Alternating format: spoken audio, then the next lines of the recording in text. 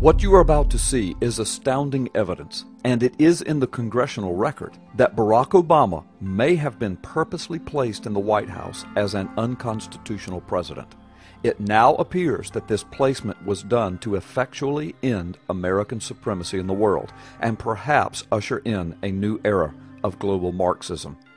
This video will prove that from 2003 through 2008, members of Congress, most of them Democrats, feverishly worked to eliminate Article 2, Section 1, Clause 5 of the United States Constitution, requiring that all presidential candidates be natural-born citizens of the United States. This was all done just prior to the rise of Barack Hussein Obama to the office of President of the United States. This video focuses on the period from 2003 to 2008 and the political maneuvers that took place in order to pave the way for America's first unconstitutional president. Starting in 2003, Democrat members of Congress made no less than 8 attempts in 22 months to either eliminate the natural-born requirement or redefine natural-born citizen. Note that each attempt to redefine or eliminate the natural-born clause goes to the elimination of the requirement that the president is born to 2 legitimate American citizens. Following are the 8 congressional attempts to circumvent the Constitution and pave the way for an Obama presidency. Number 1. On June 11, 2003, Democrat House member Vic Snyder introduced H.J.R. 59 in the 108th Congress. Its wording declared that it was to be a constitutional amendment making a person who has been a citizen of the United States for at least 35 years and who has been a resident within the United States for at least 14 years eligible to hold the office of president or vice president. On September the 3rd, 2003, Representative John Conyers introduced H.J.R. 67, another constitutional amendment proposal making a person who has been a citizen of the United States for at least 20 years eligible to hold the office of president.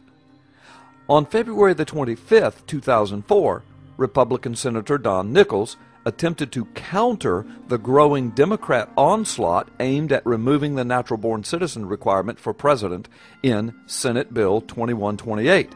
It was entitled the Natural-Born Citizen Act. It defined the constitutional term natural-born citizen to establish eligibility for the office of president. But Senator Nichols got the definition of natural-born citizen wrong. That Senate bill was voted down. The 4th attempt came on September the 15th, 2004, as Barack Obama was about to be introduced as the new savior or messiah of the Democrat Party at the DNC convention. It was H.J.R. 104. It was introduced as yet another proposed constitutional amendment, making eligible for the office of president non-native-born persons who have held U.S. citizenship for at least 20 years and who are otherwise eligible to hold such office. The 5th attempt came on January the 4th, 2005, H.J.R. 2, to the 109th Congress. It was again a proposed constitutional amendment, making a person who has been a citizen of the United States for at least 20 years eligible to hold the office of president. Attempt number 6 was on February the 1st, 2005, H.J.R. 15, making eligible for the office of the president non-native-born persons who have held U.S. citizenship for 20 years. The 7th attempt came April 14, 2005.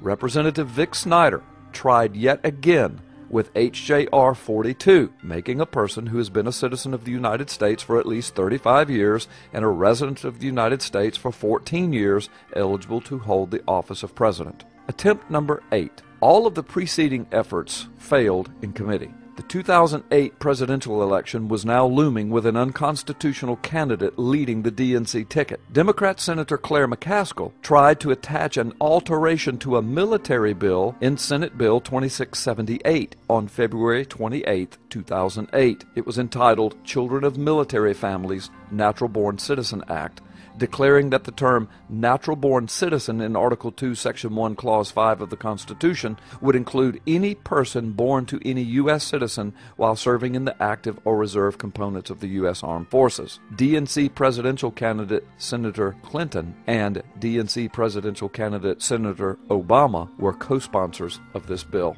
From June the 11th, 2003 to February 28, 2008, a span of 6 years, there had been 8 different congressional attempts to alter Article 2, Section 1, Clause 5, the Natural-Born Citizen Clause in the United States Constitution. All of this took place during Barack Obama's rise to political power and preceding the November 2008 presidential election. But finally, on April the 10th, 2008, unable to alter or remove the natural-born citizen requirement to clear the way for Barack Obama, the U.S. Senate acted to shift the focus. Just before the election, they introduced and passed Senate Resolution 511, declaring Senator John McCain to be a natural-born citizen, eligible to run for and hold the office of president. Interestingly, his citizenship was never an honest question, but Barack Obama's was. The sponsor of the resolution, Democrat Senator Claire McCaskill. Senate Resolution 511 states that John McCain is a natural-born citizen, and the conditions for that declaration were by virtue of the fact that he was born on American-held territory to 2 current U.S. citizens. This would be a condition not even met by Barack Hussein Obama. DNC presidential candidates Hillary Clinton and Barack Obama were co-sponsors of this resolution on John McCain's citizenship status. Obama would know that even he could not meet the definition of this Senate resolution. When House members asked the Senate to hold similar hearings on Barack Obama, the Senate refused. However, but here is the key. In the McCain resolution is also this language, quote, whereas the term natural-born citizen, as that term appears in Article 2, Section 1, is not defined in the Constitution of the United States. This would be the phrase that would be used over and over by the Obama camp and the Congressional Research Service to prop up the clearly unconstitutional president. In November 2008, Barack Obama wins the presidential election. But just before the presidential election, with questions and doubts swirling from coast to coast concerning Obama's constitutional eligibility, Obama's legal team now spends well over $1.4 million blocking access to every single identifying document of Barack Obama, from his birth to his travels to the White House. Just a few days before Obama is sworn into office, Obama meets with the Supreme Court justices, 8 out of 9 of them, in a closed session meeting. This was done while there were now cases pending before the Supreme Court concerning Obama's eligibility. Justice Samuel Alito was strangely and unexplainably missing from this meeting. No reporters were allowed. No attorneys were invited on behalf of the plaintiffs who had pending cases against Barack Obama before the Supreme Court.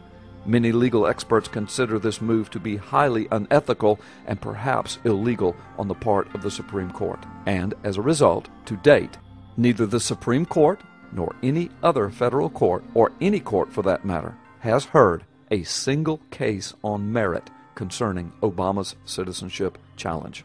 For 2.5 years, Obama refused to release a birth certificate identifying his constitutional eligibility. In April 2011, Obama finally released his purported long-form birth certificate. But since then, numerous computer and document experts have concluded that the birth certificate that Obama released is a forgery and a fake.